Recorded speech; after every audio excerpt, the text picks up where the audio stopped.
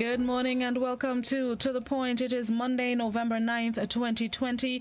Thank you to those of you joining us on the GBN Grenada Broadcasting Network's Facebook page, the Grenada Broadcasting Network's YouTube channel, the website www.gbn.gd, GBN TV channel 7, 11 and 20, and good morning to the listeners of Classic 105.5, 105.9. This morning we have joining us is head of the Special Victims Unit, Andrea Noel-Victor, and that's what's taken center stage this morning. It continues to be an issue here in Grenada, and this morning we're going to dig a little deeper into some of the statistics that the unit has. Good morning, Mrs. Victor. How you do? Very pleasant good morning to you, Blossom, and good morning to our viewers and listeners. I'm very well, thank you.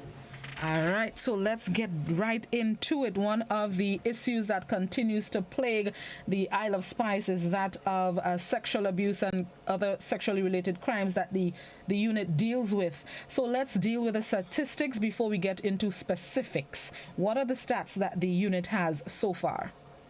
Right, so Blossom, just for the information of our viewers and listeners, I'll date back to as early as 2018 so that they can have an appreciation from then to present. For 2018, the RGPF did record a total of 294 incidents of sexual violence. For 2019, 179. And for 2020, thus far, 112 incidents. Permit me to give some information. From 2018 to 2019, there was a reduction by 115 victims. So for 2018, we had 294 persons coming forward to the police and reporting incidents of sexual assault. And by the year 2019, the end of 2019, that figure was reduced significantly by 39%, 115. I must say too that the Special Victims Unit was established in September of 2018, and from that period, late September 2018 to end of December, the Special Victims Unit recorded 58 incidents of sexual assaults. So what we've seen though the figures are alarming, between 2018 and 2019, there's been a significant reduction in the number of incidents reported. For 2020 thus far, as at the end of October, 112 incidents were reported to the police. Okay. What caters for the reduction in the reports that you've received? Is it that it's happening less, or just the cases are being reported less? Well, from where I sit and what I can say, we can only speak to the data that's reported to us. So the reporting is has been reduced significantly. Statistics and studies have shown that 1 in every 5 women is assaulted sexually, as on a daily basis. But I cannot speak to what is not reported. So I'm reporting here the incidents that were registered with the police. But what I am aware of, and in a holistic sense, persons are becoming more aware, and not just the victims. I believe the establishment of the Special Victims Unit and the work of the police and other entities, for example, the Social Services Department, the Child Protection Authority, pressure groups, the NGOs, legal aid and counseling clinic, a lot of work has been done to eradicate sexual violence, and persons are being more aware of their issues, their rights, their responsibilities, and what the law is doing for them. So a significant deterrent is the legal and justice system that is in place to protect our victims. When persons come forward with incidents, you find the action is most speedy. To expedite in court, you find it takes very much less time than before. A matter would have taken years to conclude. Now you find sometimes in a matter of days, persons get justice in the court system. So there is a significant reduction. The media plays to a very pivotal role. They have been working a lot with us in terms of public sensitization and heightened awareness. A lot of the marches, a lot of the programs. So the people are bombarded with information on what they can do, how they can get help. everybody's speaking up and speaking out against it. So you find the would-be perpetrators do not have much of a place in our society. There's a question on WhatsApp, which is one of the questions I wanted to ask. How does the statistics speak to genders for the victims as well as the perpetrators? How many of the victims have been male? And I guess you can also put it the other way, how many of the perpetrators were female? How many of the perpetrators were female? Say again? Okay. So a very minuscule percent of the perpetrators are female. You probably, from the statistics, it's about 5% or less. All right, so overwhelmingly 95+% of the victims are females, and likewise the perpetrators are females. Overwhelmingly, the perpetrators are males, and not just, well, the alleged perpetrators, because only when they're convicted in court you can say wholly that they're a perpetrator, but the allegations are made largely against male persons. Of the 2 years that the unit has been in operation, what would you say has been the biggest dent that you've made in dealing with sexual-related crimes or dealing with victims of these crimes? Mostly in terms of the swiftness, in terms of how we respond to incidents, and the sensitivity and attitude of the officers in terms of how victims are treated. And to me, that's primary and that's pivotal, because how you treat a victim from the onset will determine the outcome of the case. And already you have persons coming frustrated, psychologically damaged and traumatized. And the initial response by the police is very crucial in helping that victim, in providing the kind of support. So that, and secondly, I believe in terms of heightening the public awareness in relation to their rights, their responsibilities, what the law says in relation to sexual violence, sexual assaults. We bombarded our schools, our communities with much of the programs within 2018 and 2019 more so. Of course, our work has been curtailed somewhat in 2020. So we have to come up with new and innovative ways to reach our public amidst our COVID issues. Now that you've mentioned COVID, let's look at those statistics. Have you seen an increase? I've seen information coming out of other islands, other countries, of seeing an increase in domestic violence, which I know the unit deals with as well, and sexual-related crimes victims. Is that the case in Grenada as well, seeing an increase during these COVID-ious times?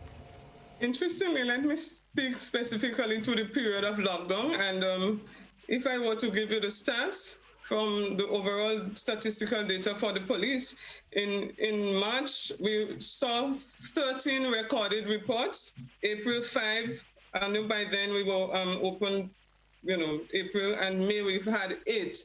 So the statistics were very small during that period. And I would not say, and we dare not say here, that it is because incidents were not occurring. Research has shown that there is a heightened measure or increase in occurrence of such incidents in times of crises. And we believe Grenada is no different to the other islands.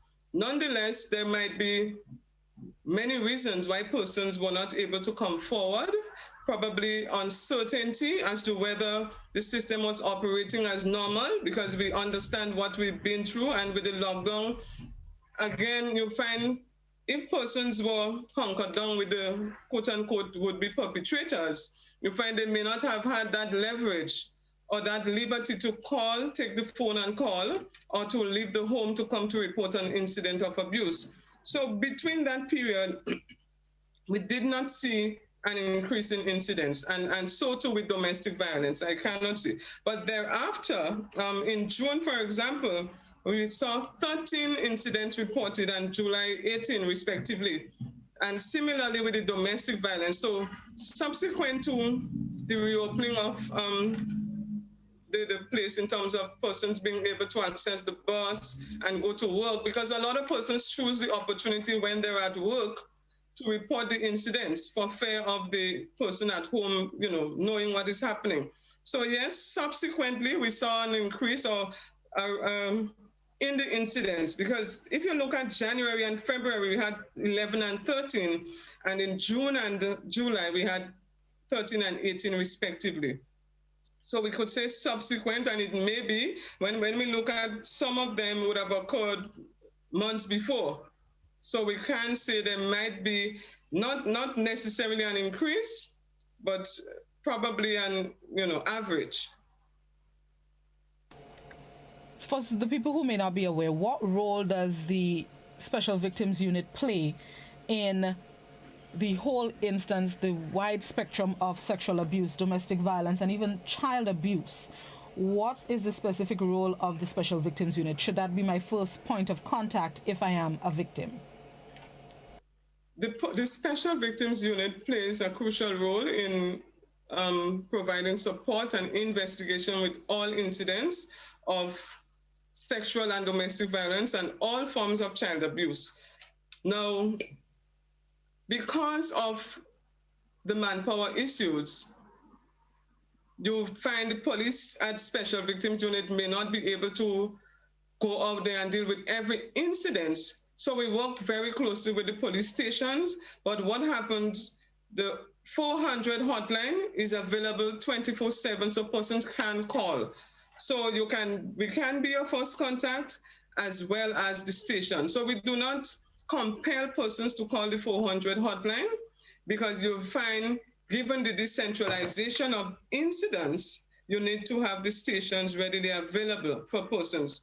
What I can say is, in the making, in the very near future, you would have one person who is special victims focused assigned to every district.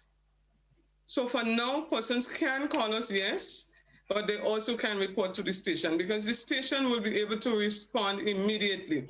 As it stands now, the Special Victims Unit is only located in St. George's. So yes, we take all calls and we act on every incident, but in terms of quick response, you may not find we leave and go to Grenville. Somebody calls us, calls the unit now.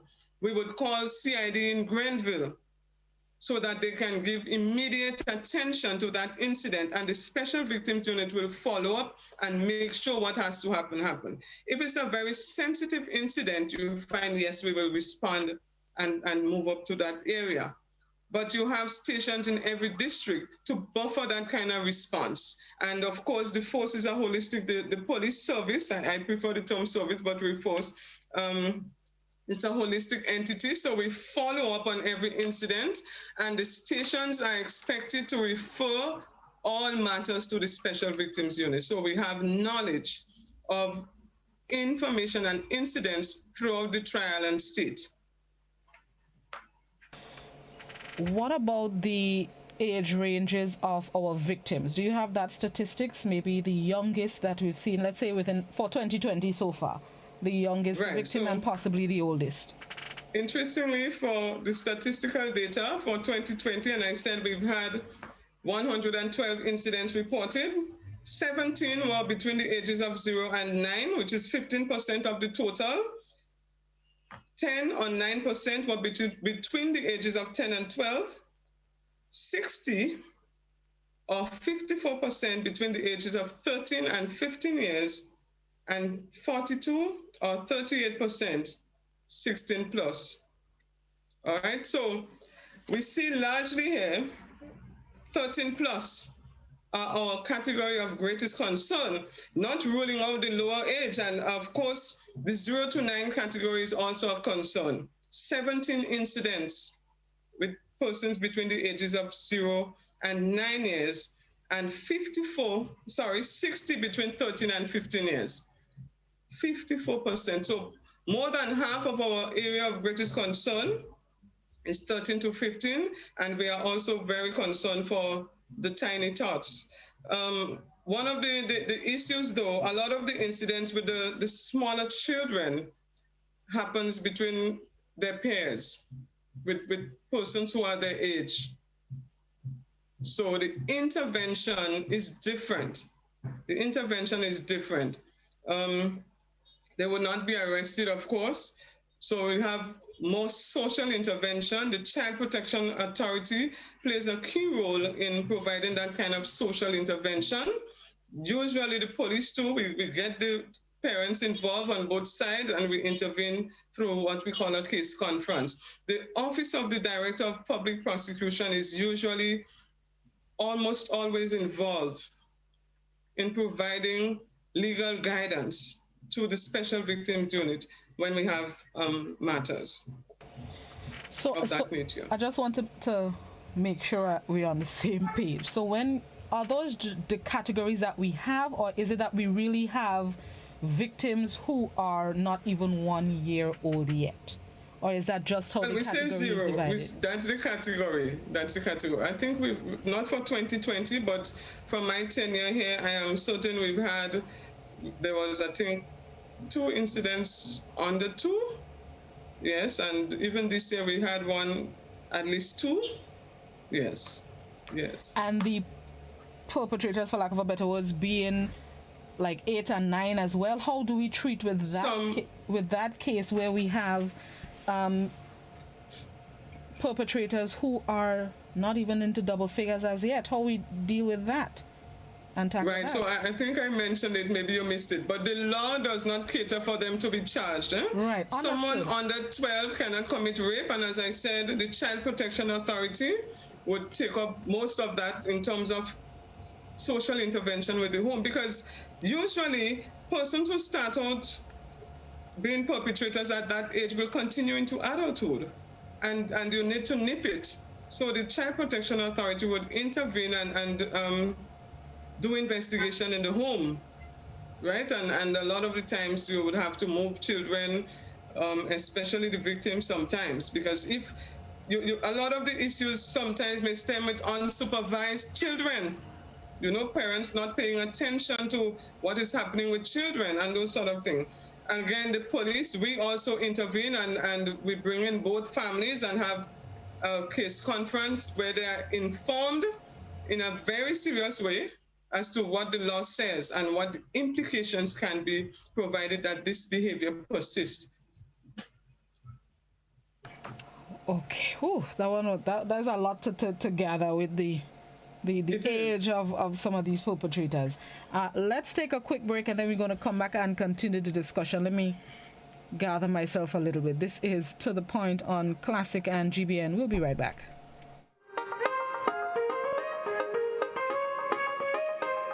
From Monday, November 2nd to Thursday, December 31st, GBN's Christmas Caravan will be blazing the trail of goodness across Grenada. Join us as we journey daily to find the hottest deals this Christmas season. Win prizes from our partners. Get recipes for your favorite Christmas treats and bust a tune in the Christmas Karaoke Fun segment. It's GBN's Christmas Caravan. Weekdays from 10 a.m. to 12 noon. Live on Classic Radio 105.5 and 105.9. GBN Television Channels 7 and 11. GBN's Facebook page and GBN's YouTube channel. Your mid-mornings will never be the same. The Christmas Caravan is brought to you in part by Hubbard's and the Food Fair Supermarkets, Kittens Healthcare, Sissons Paint, and Bryden and Miners and Ace Hardware. GBN Television News at 7, a pulse on all things Grenadian. Look out for our new features through expanded synergies with our media partners in Barbados, St. Lucia, Jamaica, Trinidad, and beyond. Capturing the latest in news, sports, weather, and entertainment. Credible, informative. Thank you for making us number 1. News at 7, live, Monday to Friday on GBN Television, Channel 7 and 11. K105.5 and 105.9, Hot 98.5 and 98.7, GBN Television Facebook page and YouTube channel, and www.gbn.gd. GBN, with you anywhere and everywhere. You've spoken. We have heard. Now we're making more time available for your evening primetime shows on K105. From Monday, July 6th, Your Law will air from 6 to 7 p.m. On Tuesdays, Simply Agriculture. And on Wednesdays, join discussions on constitution reform in partnership with Island Media. At 5:55 p.m., we bring you news headlines, a capsule on local, regional, and international events, followed by news at 7 via simulcast with GBN Television. Join Godfrey Augustine for stimulating discussions on Release It from 8 p.m. on Wednesdays and Thursdays. GBN's K105.5 and 105.9. We're with you everywhere and anywhere. If you're on the move, catch us online at www.gbn.gd.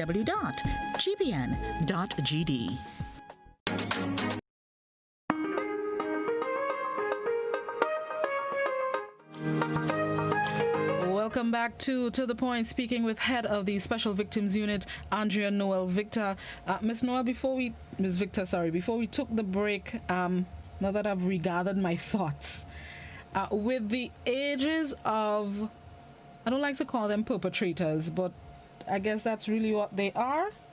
How would you explain, or if you could, that we have youngsters, children of that age, engaged in such activities? I'm trying to put it mildly because we're talking about children. All right. Well, I'm not a psychologist though, but I'll give from experience of having been in that field, specifically in those areas for about 20 years dealing with that. But I must say though, they wouldn't be coined as perpetrators under the Grenada laws. So, I don't know if we could call it delinquent, we could say, okay. Because, and what I can say, remember, children blossom at that stage are very curious. And the saying, monkey see, monkey do. So sometimes if parents fail to supervise children, what they view on the television, some children have access to adult shows. And not only that, sometimes given the context of our living arrangements, parents do certain things that they should be doing in private in view of their children. So children, of course, at that stage will be curious and they will try out anything they see. Some of the children that we've dealt with were victims of sexual abuse by adults, and they would have seen certain things as well. So this information is usually revealed during the investigation. So it is important, as I mentioned earlier, and I reiterate, that parents must supervise. And you must know with whom you leave your children. A lot of the times, parents leave their children with persons who are not responsible. So they may be of adult years, yes, but you have children grown large. So they may be an, adult in age, but in their mental maturity, they haven't attained that kind of level to know that they need to do this, they need to do that. So it is important for us to know who we're leaving our child or children with and to ensure that they are supervised properly. Do not leave the television or the tablet or the cell phone or the neighbor's child to teach your child. It is important as well for parents to educate, and we should not be afraid to share certain information with our children that is age appropriate. So based on the age, you divulge certain information to them in a manner that they understand. All right, so I think this is important for us. I agree, especially the part about being careful with who we leave our children with. That's a very important point. The general category is, sexually related crimes, but there are specific titles or specific crimes according to the act committed itself. Which one or ones is of most or greatest concern to the unit when it comes to these crimes? Right. And by virtue of the category that stands out the most in the statistical data, the 13 to 16 and 16 plus, well, mainly 13 to 16, because that is under the age of consent. I should have highlighted too for persons, I'm certain most persons are aware now, the age of consent in Grenada is 16. I do not agree with it, but that's what it is. That's my personal take. I'm not sure if I'm unprofessional by saying it, but I believe it should be 18. And a lot of persons share the view. I want to dispel here, though. A lot of persons are of the belief that the police are the ones who change the law. I believe maybe one day you can bring someone from the Office of the Attorney General or Legal Affairs to enlighten persons, because a lot of the times we get a lot of knock. We are enforcers, right? So the laws are made and our sole responsibility is to enforce.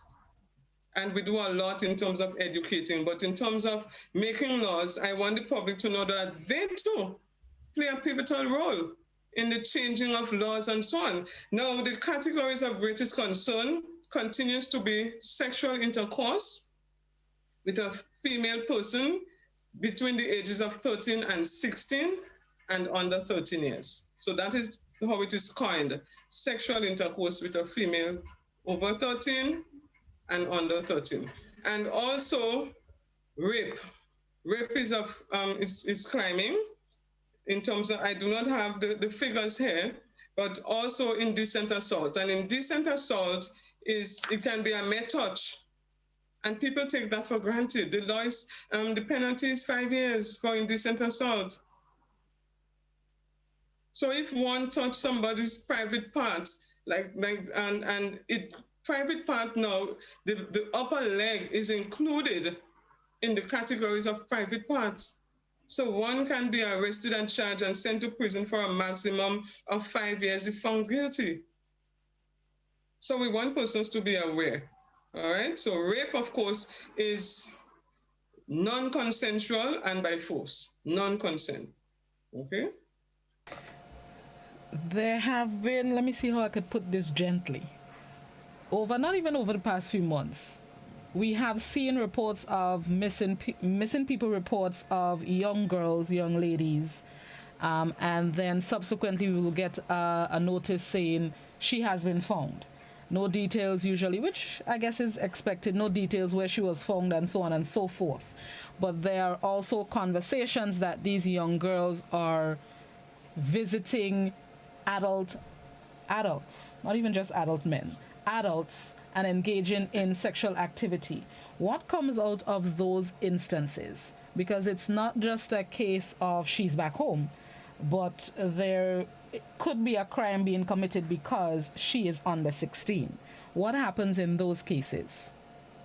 Right, and that is very true. A lot of the times, young ladies leave home, and I'm speaking from having a background with public relations, the community relations department as well for many years, and dealing with schools and the wider community, and having dealt with these issues from, about 28 years.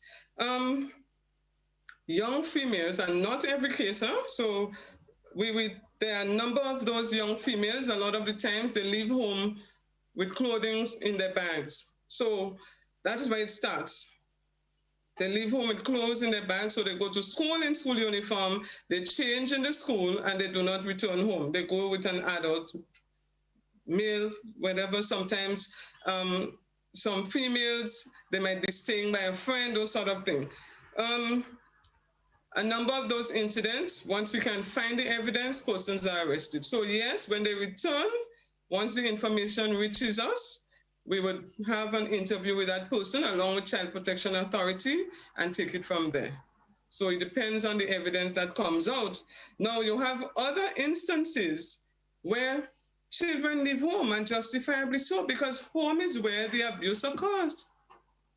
So it's not every instance they leave home because they're going to meet a male adult. A lot of the times the home is not comfortable. So they're running away from home. And in COVID, for example, a lot of young persons were not comfortable at home because the schoolhouse closed. And they do not have a choice, they have to stay home. So you find those things would happen. And that's why parents need to be sensitive to those things. When you see certain behaviors, you need to question, you need to probe. And when children say to you, Daddy, Mommy, this has happened, never doubt them until you can prove or disprove otherwise. So it's always wise when you get information, to come forward and report it to the police. The law also requires parents to mandatorily report, and not just parents, duty bearers, all persons who are responsible for children. So you have the medical fraternity, the educators, the caregivers, parents, the police officers too. We must report any incident of child abuse to the Child Protection Authority. Or parents and the other duty bearers ought to report to Child Protection Authority or the police. Pastors, everyone who has that responsibility and the matter is brought to your attention, you have a responsibility to report it. So once you fall under the category of caregivers, might I add, we have arrested and charged some persons and taken them to court for failing to report.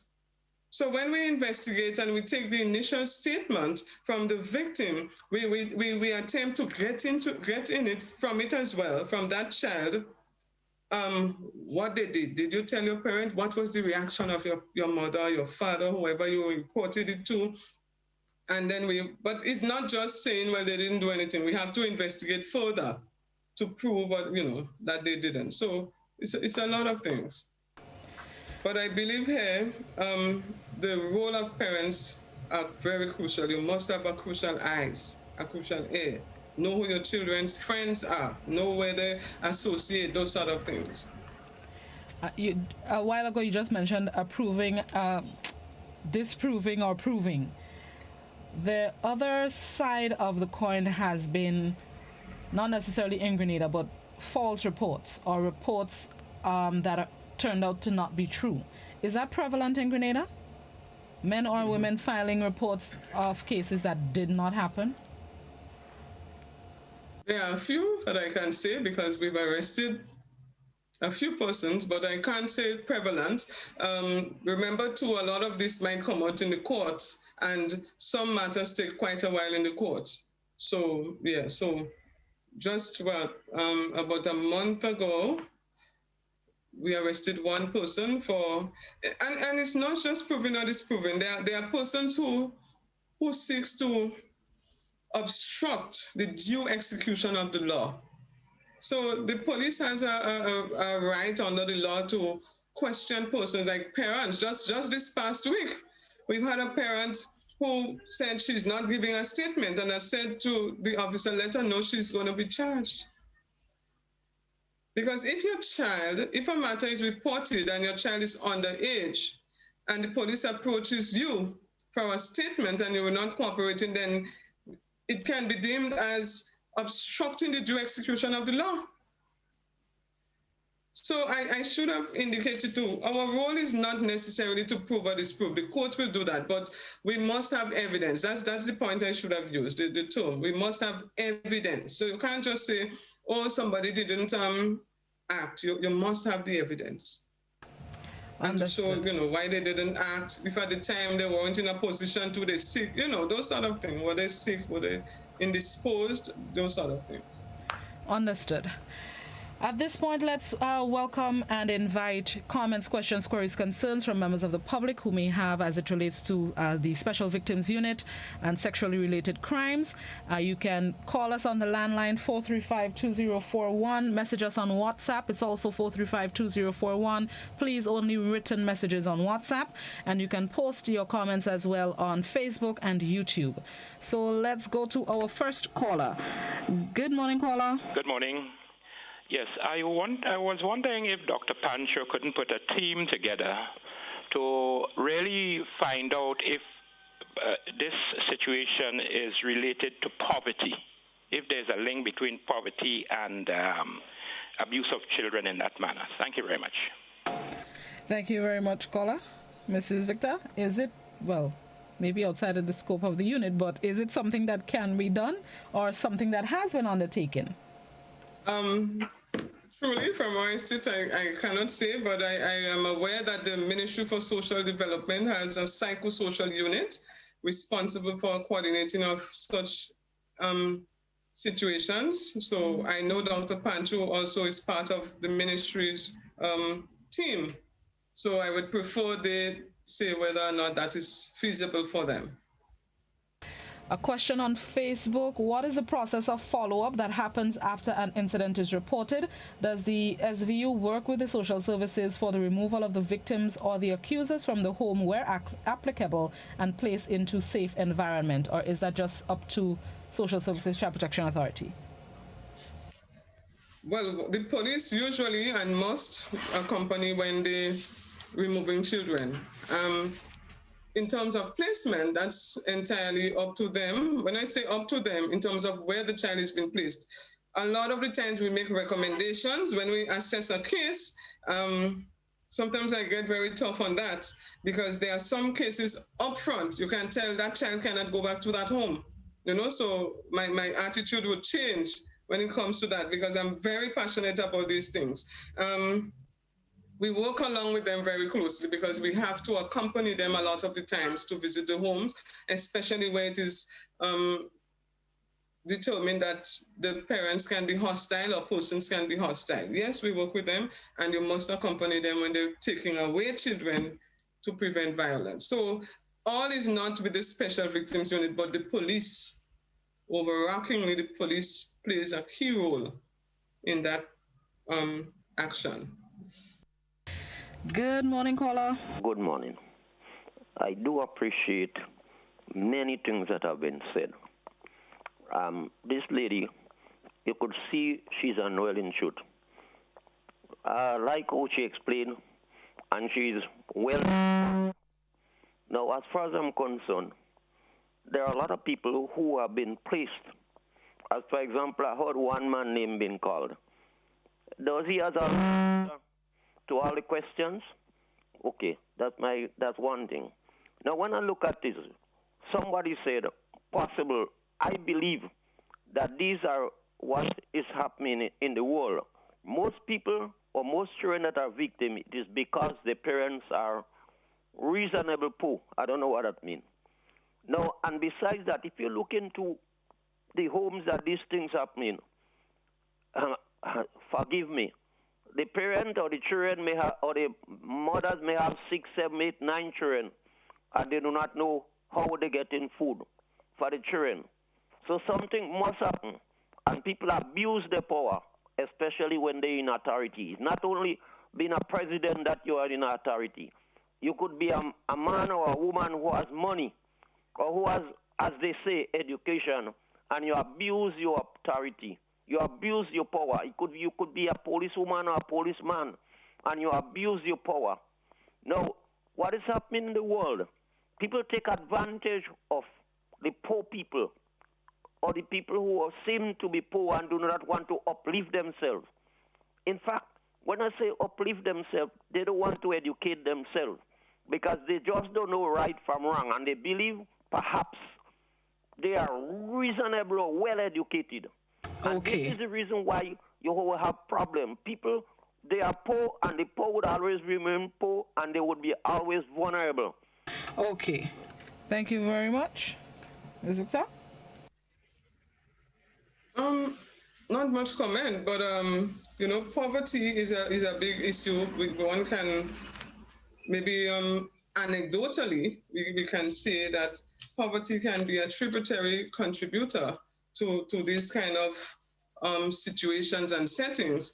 But again, it boils down to priorities, because when you look at some of the situations and some of the homes where we say, quote unquote, persons are poor, the statistical data shows that to get off the breadline, you just need about $2 US per day, per person. These are the same homes that has the best hairdo, the best outfit, the latest outfit, and so on to go to the latest shows. So how do we categorize? And of course, it might be prudent for some studies to be done to ascertain, what are some of the major contributing factors? Because from where I sit, I can give a lot of information as to what we believe. But of course, as I said, that's anecdotal. No studies were done to show that. I wouldn't say overall that no studies were done, because I am aware that the UN and the OAS and so on have been doing a lot of work. So there might be studies out there to substantiate some of the claims or some of the assumptions made by the callers and so on. Okay? There's a question on the WhatsApp. Do you have statistics in relation to the profession of some of these perpetrators? For example, is it within the medical profession or service sector, bus drivers, or even within the police force? Interestingly, I might say mostly all, not all that was called, mostly at least one in some, and mind my words, some, but I cannot give you that information, and even if we've had it, I do not think it's prudent for want of, the sensitive nature of it. You wouldn't go and say 40 police officers. I'm using the police because I am a police, so yes, you wouldn't give that information. What I think is important is for every person to ask him or herself, from where I sit, what can I bring to the table? What can I contribute to reduce sexual violence, not just on our population in general, but especially our children? What can I do to reduce the would-be perpetrators, So we play a role as a community. What can I do to break the silence? A lot of persons out there, they have information and they fail to come forward with it. Most of the cases that are reported to the police are reported anonymously, especially the Special Victims Unit. Since our establishment, a significant portion of our calls to the 400 hotline were from anonymous persons. So you do not have to ask this person, what's your name? Nothing like that. All right, we don't need that. If it's happening to someone that you have to address, then you have to give details because you have to bring in that person. But if you're calling about an observation or some kind of thing, you might, you just call and say, well, look, from so-and-so, I've seen this, I've seen that, and I believe you all should investigate it. And we act. All right? Back to the phone lines. Good morning, caller. Hello, good morning. I don't know if it's a trend what's going on with this police officer. This police officer walking in this terminal somewhere by the toilet. He holding them young fellas there, saying they owe money from 19 how much, commanding them to give him money, and giving them a receipt marked Treasury of Grenada. So this, I calling on the commissioner of police look into that. Guys, somebody owe money in the magistrate court. They're supposed to go and pay the money in the magistrate court, not to this police officer. And he hold my son Friday and command him to give him $75. $75, which my son never walk on a bus yet. Never. Since I know my son, he work in marketing board and he work in a gas station. And he command him this $75, and I was calling on the commissioner of police to look into that. Look into that for me, please. Okay, thank you so much. Okay, there's a question on the Facebook. We heard about seniors and retirees from the diaspora who come home on vacation, more earned homes in Grenada, and parents will allow their girls to go through for them as washing, cleaning, going to the shops, etc., and will give them little money and return touch them sometimes. Hold on, wait. So from what I'm seeing from the post, it's saying that there are seniors, citizens, retirees coming home, and the parents of young girls will send them to do little work and cleaning and so on and so forth, go to the shop and so for them, and the children are taken advantage of. How do you deal with these situations like that, and how many cases have been reported to the authorities in relation to that scenario? Well, Blossom, I cannot say that I have information on that. And of course, one of the things we have to remember that you wouldn't categorize it in that context, because let's suppose someone calls and said, well, I observed that person did that. We may not be able to say it's a whole group of retirees. So what I want to encourage that person to do, if it seems that they have information that will be helpful in the investigation, so they need to call and give us specifics. Yeah, we will be able to work with specific. I'm certain we have hundreds, maybe thousands of retirees returning nationals. So I from where I sit, I cannot say specifically that we received those calls. So I will be happy to receive the information to intervene.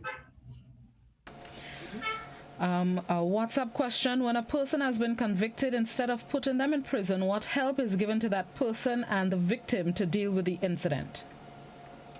Say again, if they've been convicted. If they've been convicted, what assistance is given to both the victim and the perpetrator to come back from that incident? Besides prison? That's besides prison. Asks? Yes, besides prison. I can only speak to what happens before the matter goes to the court. If someone is convicted, the court has to make a decision as to what happens. So the court may say, instead of prison, remember, if it's a juvenile, they go to the rehabilitation center at Bacolet. There are counselors assigned there.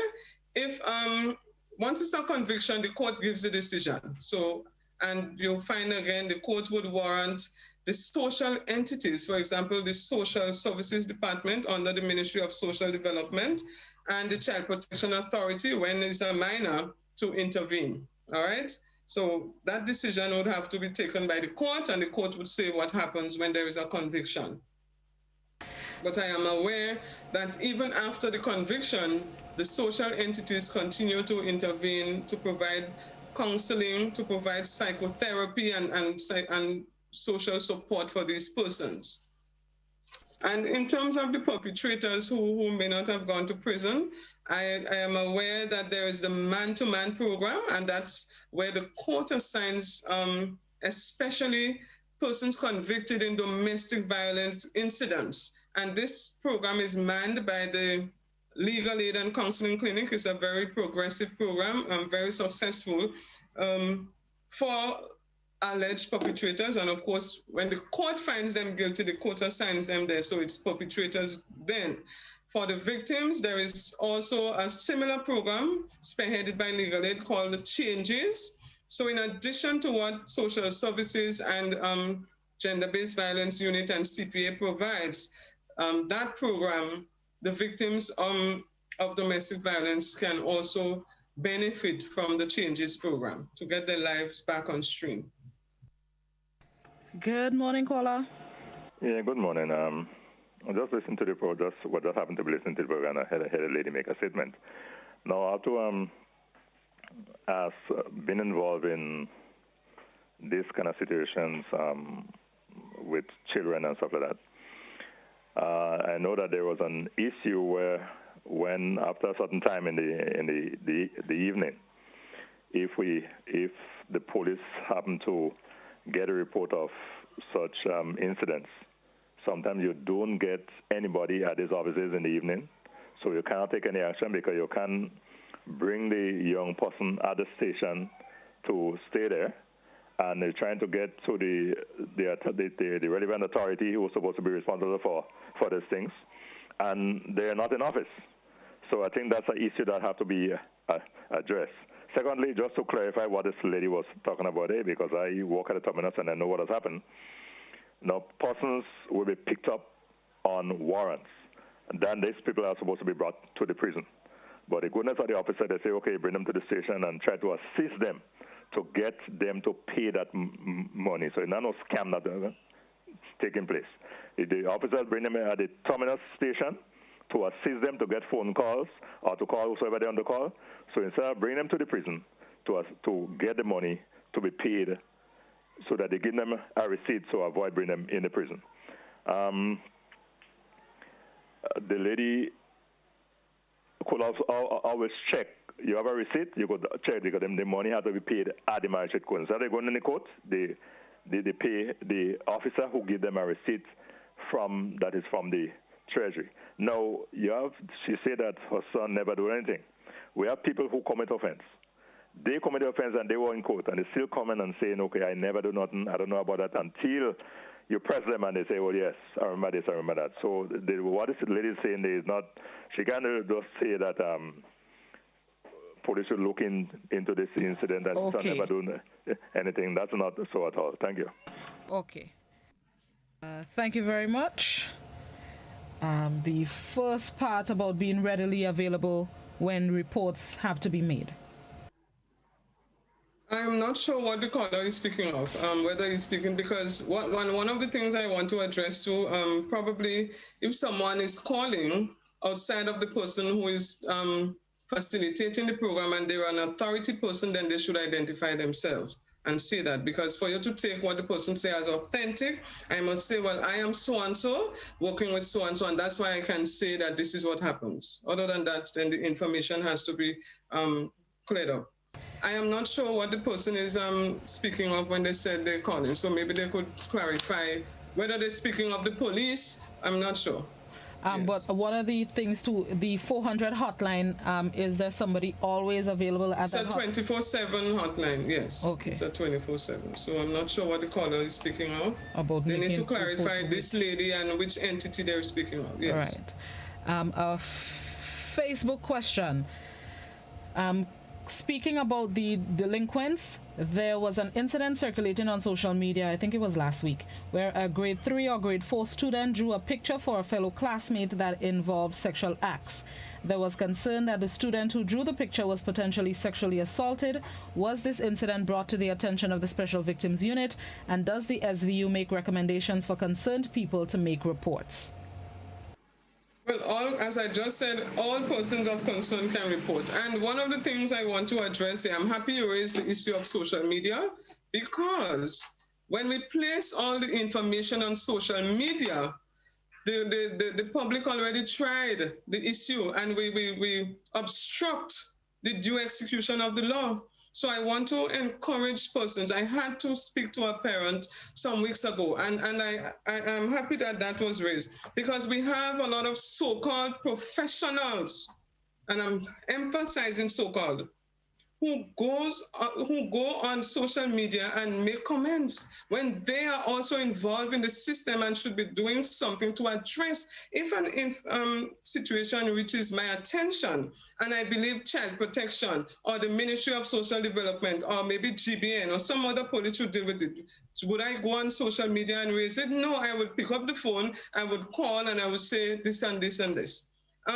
Sometimes, and not sometimes, when we place this information on social media, by the time it reaches the police, damage has already been done. So we had a case we were investigating some weeks ago, and so much was said on social media. And by the time it reaches us, the alleged perpetrator knew. And most of the times, this is what happens. So they would change their story. Leave the police to do the police work. I'm sorry I have to make that comment, Blossom, but it defeats the course of justice or the due execution of the law. Because in the investigation, if I come and I pick you up and you are accused of something and you know that all this is out there, you would change your story, you would come with an alibi. So a lot of the times that's what happens. And then they want to blame some entity when the matter comes out in court and no evidence is given. Because remember, the accused person is innocent until proven guilty. So we have to be wise. Because of social media, a lot of things come to the fore, and I agree and I support. And I must say that we have someone assigned to glean matters from social media. But the information is there. If I'm a parent and something happens, I would call. If I didn't get action, then I might want to do something else. But first, bring the information to our attention so we can have a genuine investigation, a proper investigation without this thing being defeated. The question asked specifically about the picture that was circulating on social media. No, it wasn't brought to the attention of the SVU? It wasn't, as I said, no. It wasn't brought to our attention. We still... I'm not sure about that. Okay. It wasn't brought to the SVU, so if the parent is in hearing of my voice, then or seeing, please, you can come to the Special Victims Unit with the information. Let's see what, let's initiate an investigation. And finally, as we wrap up, there is a question on the WhatsApp that I would just adjust a little bit. Can the SVU play a role in the establishment of a public offenders list in relation to sexually related crimes? Public offenders registry? Not necessarily the registry, but a list of people who have been accused of sexually related crimes. That's something that has been called for a while now. But they've been clamoring. I'm happy you mentioned that, because hopefully the public need to ask themselves much question. If it were your child, would you like that to have been done? And that's not necessarily with the name of the victims, but the name of the perpetrators. To know so, no, that. I'm still saying, if it's your child, would you like that to happen? Now, you have to look at the context of Grenada. It might be something prudent, but the political directorate and the powers that be, the Ministry of Social Development, the Office of the Commissioner of Police, the SVU plays a role under the Office of the Commissioner of Police, and our input, of course, will be taken on board. And I always believe that first we must dissect. We must dissect. Grenada is a small place, and I believe everybody knows everybody. And the public registry may do some good, I believe. So that is in discussion, and they're looking at it. But in terms of the role of the SVU, our role is specifically under the police. So if Commissioner would require our input, of course, but the holistic action, there are persons who plays key role in whether or not these happen or whether it happens or not. Not just that, but regionally there are discussions. I participated in a discussion representing the commissioner on a regional forum for that as well. So that is something that has been looked at, not as Grenada, but they're looking at it in a holistic sense as a region, what should happen and whether or not they should do that. So it is a very topical issue, but we must ask ourselves certain questions and not just look to see who is it. Because I am certain in your community, meaning everybody that's listening in would know who the perpetrators are in their community. We're not living in a place like the US or so. And internally, there is a registry for the police and the entities that should have it.